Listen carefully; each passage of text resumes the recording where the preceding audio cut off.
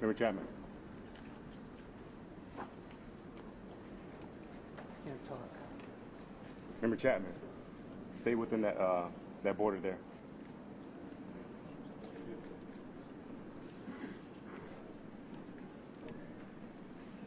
Thank you for joining us. My name is Jennifer Homendy, and I'm the chairwoman of the National Transportation Safety Board. The National Transportation Safety Board is an independent federal agency that's charged by Congress with investigating every civil aviation and serious accident and serious incident in the United States and significant events in other modes of transportation. I want to start by expressing our deepest condolences, our sympathies on behalf of the entire board for those who lost loved ones in this terrible tragedy. Our thoughts, our prayers are with you. Entire communities were affected, and we are thinking of you. With me today is Bryce Banning. Bryce is a senior aircraft accident investigator with the National Transportation Safety Board. He's also going to serve as our investigator in charge of this investigation. Also with me today is the entire board. We have Todd Inman, Member Todd Inman. Todd is going to serve as the board member on scene, the spokesperson for this investigation. All of the board members will be here. We have Vice Chairman Alvin Brown, Member Mike Graham, who lived in Wichita for 20 years, and we also have Member Tom Chapman. The NTSB's headquarters is just a mile from here. And so we are all here because this is an all-hands on-deck event. And we're here to assure the American people that we are going to leave no stone unturned in this investigation. We are going to conduct a thorough investigation of this entire tragedy, looking at the facts. Now, with that, I want to level set. When we go to the scene, and we were here last night, we allow the responders to do their important safety mission, which in this case was search and rescue and recovery. We stand back to allow them to do their important safety mission. And so this, for us, is our first full day on scene with our entire crew coming together. We have about nearly 50 people on scene, and in addition to our resources back at headquarters in our labs and throughout the agency. So with that said, we are not going to get into specific facts in this press conference. I want to level set here. We're going to get into our investigative process. As we are able to confirm factual information, we will provide that. I do want to say this is a whole of government effort. I was able to brief, along with others, the President of the United States and the Vice President this afternoon. I want to thank them for their leadership, for their tremendous support of the NTSB, for our investigators, and for the responders that are on scene doing an important mission. I also want to thank Secretary Sean Duffy, who I was communicating with early on after we first got word of this tragedy. We've been working together throughout the day, along with his team at the DOT and within FAA. I also want to thank Secretary Pete Hegseth, who was also integral in working with us today. Chris Rochelot, the acting administrator of the Federal Aviation Administration. We've heard from many members of Congress on both sides of the aisle, and so I will say this is a tremendous, one more time, whole of government effort. I also want to take a moment and thank the many, many responders that have been on scene. It has been an incredible effort And I will have a full list that I will provide, that we will provide tomorrow, but I do want to thank them for all their work. With that, I'm going to turn it over to Member Inman for additional remarks.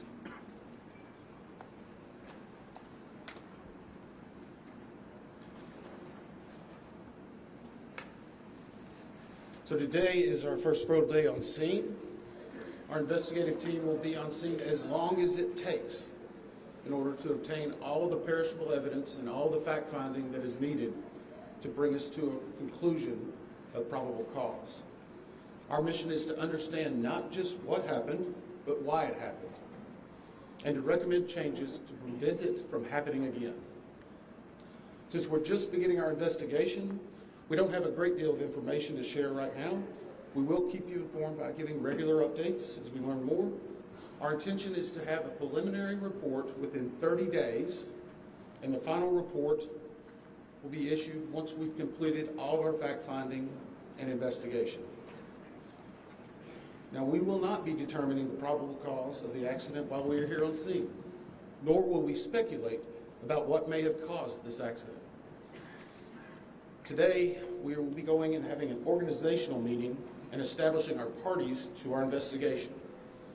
We currently have the following parties that are already identified: PSA Airlines, GE Aerospace, Sikorsky, FAA, NACTA, which represents the air traffic controllers, ALPA, which represents the pilots, Army, AFA, which represents the flight attendants. The Transportation Safety Board of Canada will be an accredited representative under Annex 13 of ICAO. They will be supplemented by MHIRG as a technical advisor. They were previously known as Bombardier. The NTSB offers this party status to those companies, government agencies, and associations that have employees, activities, or equipment involved in the accident. We offer that because they will provide technical expertise and relevant information supporting the development of the best possible factual record. Once they join this investigation, they are not permitted to release documents or talk publicly about the investigation without the consent of the NTSB. So I want to stress this. It is only the NTSB that will provide information related to this investigation, with one exception. Regarding the fatalities that occurred, that notification will be handled by the DC medical examiner. We will not be discussing fatalities or names. That will be handled by them as the proper authority. So we want to talk a little bit about our process. We will analyze the facts and determine the probable cause of the accident, and then issue a report of those determinations. I also want to talk a little bit about some additional people that are here with us, and they're very important to us, and that is our family assistance group. Later today, we will be briefing the families. We normally try to do this before a media event, but in this case, they're still arriving. Our family assistance specialists are already working closely with local officials and others to help assist them in their efforts to support everyone that's affected by this accident. And let me just reiterate what the chair said. A loss of life in an aviation accident is very unusual in the United States, and our heartfelt sorrow goes out to everyone that's affected. It affects us, it affects everyone around us. There are a lot of people hurting today. We will help find out what happened. We will do it factually, and we will do it accurately. As part of this, we're going to be standing up some specific working groups.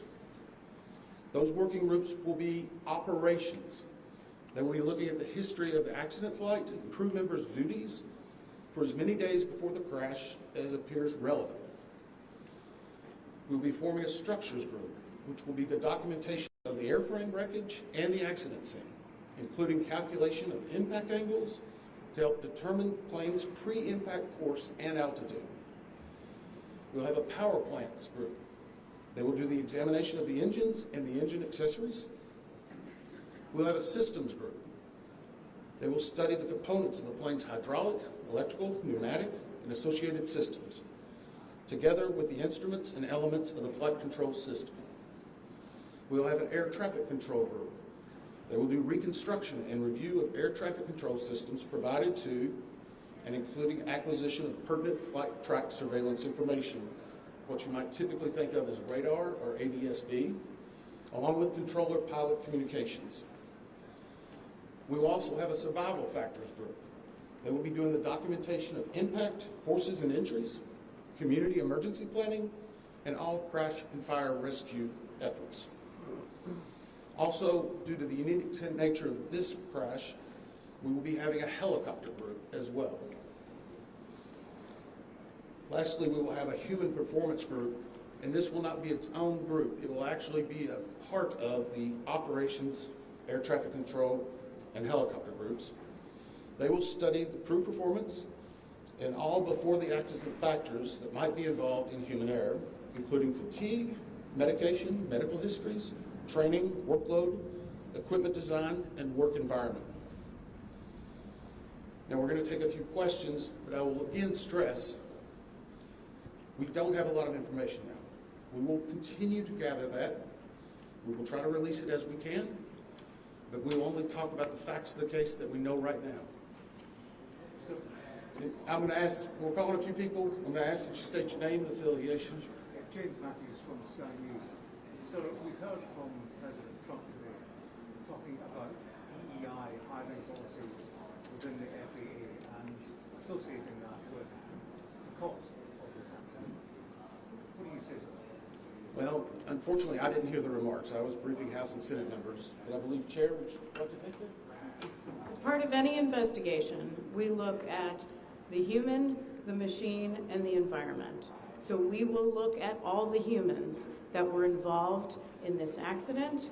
Again, we will look at the aircraft, we will look at the helicopter, we will look at the environment in which they were operating in. That is standard in any part of our investigation. I'll turn it back. Chair, can I ask you, has the flight data recorder been recovered yet? And what is the difficulty in a water disaster like this, which presents a very difficult environment for your investigators and the people out on the water? Well, the question was on the flight data recorders. And we have not recovered the flight data recorders yet. We know they're there. They are underwater. This is not unusual for the NTSB.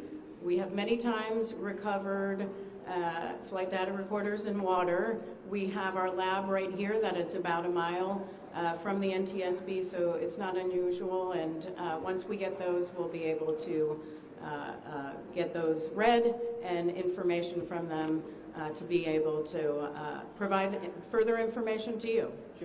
I'm going to turn it back over to Member Inman. Heather Henry with CBS News. Earlier today, Defense Secretary Pete Hegseth said a mistake was made last night. Based off of you all's initial investigations and preliminary findings, have you all been able to tell whether this was human error or mechanical failure? The question was, has there been human error or mechanical failure? We don't know what we know just yet. We do not know enough facts to be able to rule in or out human factor, mechanical factors. That is part of the NTSB investigative process, and where all of these groups will come together. It's one of the reasons why the NTSB is known as the gold standard. We will take the time that's necessary, but I'd also like to reiterate, if we find something that is a significant issue that warrants immediate action, we will not hesitate to make those recommendations and make them public. We have a good track record on that, and we want to continue doing so. Sir? Hello, Sir Tom Costello with NBC News. Does it hurt your investigative process, maybe for the chairman, does it hurt your investigative process to have the president already suggesting possible causes here as you try to keep an open mind and begin this investigation? Tom, with all due respect, I think the press also likes to state what probable cause is before we get to the probable cause. So what I'm going to say is you need to give us time. You need to give NTSB, it's not that we don't have information. We do have information. We have data. We have substantial amounts of information. We need to verify information. We need to take our time to make sure it is accurate. That's best for you. That's important for the families It's important for legislators who are seeking answers to try to figure out what they're going to do about this. And so it will take time. We do have a lot of information, but we need some time to verify that. Yeah, Member Chase Williams with Fox Business. I'm wondering about the conditions in the tower last night. Were there any performance issues in the past with any of these controllers? Anything of that? Question is about controllers. As I said, we are just now forming the groups. The controllers do have union representation, which they're entitled to. They'll be working with our party system and our party groups. They'll be conducting interviews. Those interviews will need to be analyzed, transcribed, and other team members will need to look over it. It'll be a long process, but we will go through the entire history. My question is for the chairwoman. Can you tell us more about what the president and vice president's responses were when the briefing was on today? Sure. So the question was about my briefing for the president and the vice president. As is standard, we offer briefings on our process and what we know, and this was a briefing with the president and vice president and with Secretary Duffy and Secretary Hegseth and also the acting administrator of the FAA. There was discussion on what we know so far and our process, and that was about it. Madam Chairwoman, Stephanie Ramos with ABC News. Similar to Tom Costello's question, the president has stated what may have caused the crash, stating common sense. Does that affect your progress at all at this early stage? Yeah, so the NTSB, we conduct an important safety mission where we take a very careful approach. I'm sorry, the question was on speculating during investigations, which is we often hear about. What I will say is we look at facts on our investigation, and that will take some time. And at some point, we'll be able to provide that factual information, as Member Inman said, and provide that hopefully tomorrow. Member Inman? Hang on a second. Dave Shepardson from Reuters. Have you been able to retrieve the black boxes from the helicopter? Has the military decided whether they're going to read those to the NTSB? And what about the ATC tapes? Have you guys been to? So the question was about black boxes, which are referred to as black boxes, which are typically orange. We have not recovered any of the boxes involved yet. We feel comfortable and confident that we will be able to. Right now, recovery of life is probably the most important in those that were involved. I mean, there are still ongoing recovery efforts involving the fatalities involved, along with some debris is coming out as well. We will make sure that that perishable evidence is maintained. We have a great process for that. We will probably have more than one black box, so to speak. It's our understanding that the Sikorsky helicopter is equipped with some form of recording devices, and those will be read either by the DoD or by us. We have a good starting relationship with them, and we've already made agreements in order to be able to do that. So I feel comfortable in what we're going to be doing. The other question was about air traffic control. We received a very large package of information from the FAA at about 3 a.m., I believe, this morning. That is still being reviewed and analyzed. I would say there's a lot more information that usually comes in that than what you may find online and people might speculate about. And that is part of that overall process where we take the time to get the information correct and to make sure all the parties are engaged and involved and can fact check that information. Sir, One. Dave Cohen from CNN. Can you tell me if the NTSB has reviewed this FAA internal report that has been cited by the New York Times indicating that the controller that was on duty at the time of the crash was doing a job that's usually done by two people? We have not reviewed any specific reports about the controllers at this time, at least from the leadership team. Our investigators are continuing to pull all that information. Their personnel records, their files, where they were at, whether they were fatigued, all that information will be part of that investigative process. But right now we can't speculate on anything that may have been reported in the media until we get the opportunity to validate and understand how it impacts the investigation. We're going to take just a few more questions. Sir? Yes, Oren Khan on Beaver Magazine.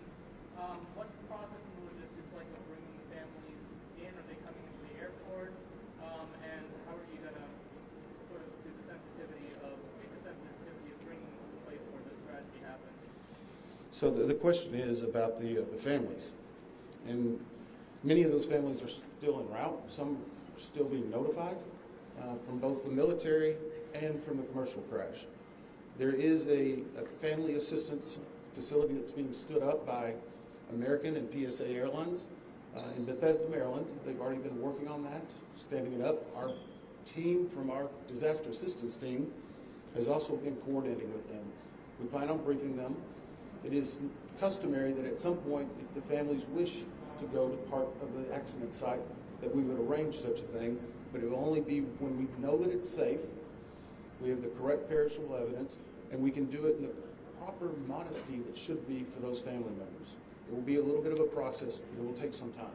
Sir, to follow up on the air traffic control system. Now, sir, are you? I know that Marielle Carver with DC News now. We heard from some witnesses that they saw people were able to come down the slides of the plane. Has there been any indication that people made it off the plane? Well, again, we will not speak to the fatalities. The DC medical examiner will, but I think the DC fire chief this morning very succinctly said correctly that we believe there are no survivors. What's their off the plane? Like, did they even get out of the plane? Last question. Sir, Victoria Sanchez. So, hang on one second. Right now, we're going through the debris fields. Nothing we've seen would indicate that maybe slides or chutes were deployed. It was a very quick, rapid impact, but we've seen nothing in that regard so far from the evidence we had, but we still need to verify all of that information. One more question? Victoria Sanchez, thank you. Sure. Are you going to be looking at the family member's cell phone? Go ahead. Jeff Cook, ABC News. What do you know about the altitude of the helicopter at the moment of impact? And can you talk about the procedure for such helicopters in that area? The question was about the helicopter procedures. And in D.C., it's kind of a unique environment. We've been getting briefed more and more by the FAA. I'm not an air traffic control specialist, but they're actually helicopter zones, if you will, or tracks. And this one was transiting, I believe, from track 1 to 4 as part of their normal procedure. If you live in D.C., you see a lot of helicopters going down into this area. So there's a very well-defined system in that regard. As far as altitude, until we get the additional information, we can't validate or basically corroborate any of that until we get more of the electronic data and the data that's on the plane. I do want to clarify one question that also came about cell phones. You know, in today's age and time, a lot of electronics and other devices do contain a lot of different information. We've found on a number of our accidents that we actually are notified through a smartphone that may sense that. As part of our process, we will obviously treat all of the effects of the deceased with dignity. We are already starting to pull that information together. If we feel that it's necessary to find or pull some of that information, we will work with the families and make sure we do it in a manner that's respectful for them and their privacy. But right now, we don't have any plans specifically on that amount, on that area until we need to. Thank you very much. Thank you very much.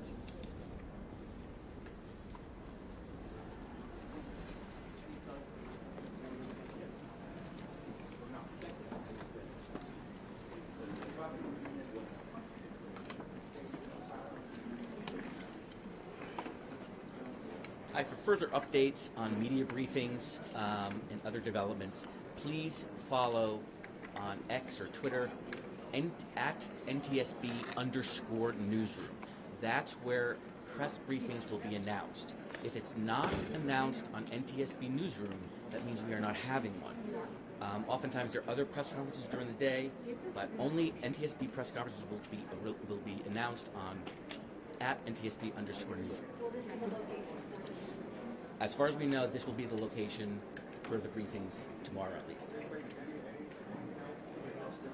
Nothing today that we know of. If we do have information, we will either tweet it out on Newsroom as we speak, Do you have the sound? or we'll include it in tomorrow's briefing. Sure. It's NTSB board member Todd Inman. TODD-IN as in Nancy, M as in Mary, A-N.